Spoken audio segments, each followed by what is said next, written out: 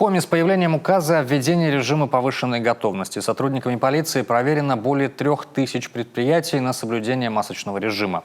По результатам составлено свыше сотни актов о нарушении эпидбезопасности. Евгения Кладкевич о масштабах работы.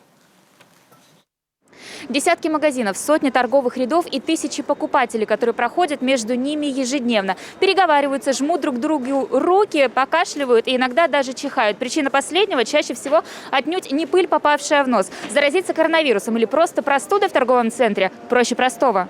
Чтобы этого избежать, внутри есть, кажется, абсолютно все. Предупреждающие плакаты, человек, который говорит о необходимости ношения СИЗов и даже полосы для соблюдения социальной дистанции. Но все-таки среди посетителей находятся те, кто всем этим пренебрегает, рискуя собственным здоровьем.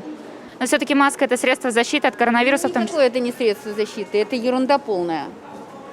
Полнейшая чушь, и это, я не знаю, мне оно мешает, я бы сняла, но вот ругаются. И вовсе не ругаются, а строгим тоном информируют. Без масок вход в торговый центр запрещен. Все одеваем маски, без масок никто не проходит.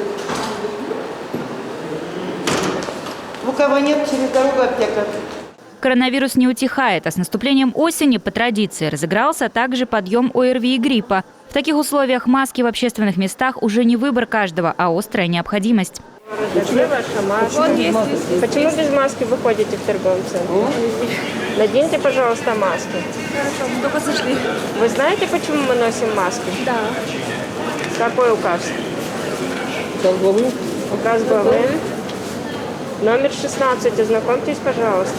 Указ о режиме повышенной готовности в Коми в связи с пандемией был принят 15 марта. Согласно ему, в местах массового скопления людей стало обязательным использование средств защиты, а также соблюдение социальной дистанции – минимум 1,5 метра. Сотрудники заведений также обязаны регулярно проводить санобработку помещений, а также, что очень важно, не допускать очередей.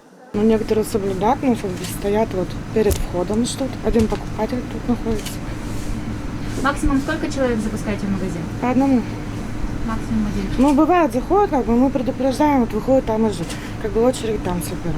Претензий нет со стороны покупателей? Нет.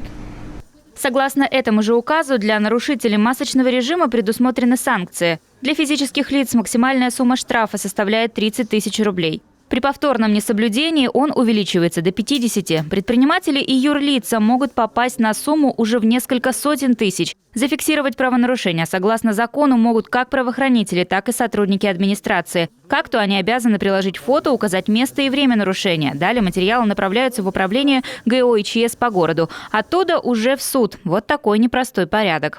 Скажите, пожалуйста, почему вы без маски в магазине находитесь, когда положено надевать маску?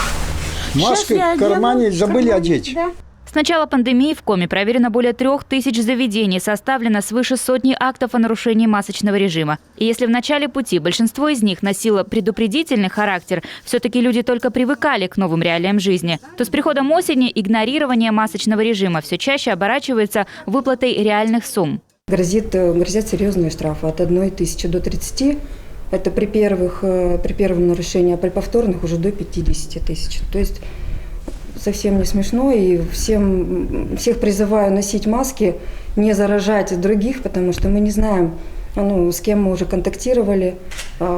Кто-то скрытый, потому что мы знаем, что такая коварная инфекция, она проходит очень у многих скрыто. Выписка штрафов, отмечают правоохранители, отнюдь не цель таких рейдов. Главная миссия – минимизация распространения инфекционных и вирусных заболеваний. Здесь ответственность возложена на самих граждан. Евгения Кладкевич, Дмитрий Ведерников, Олег Жуковский, Юрган.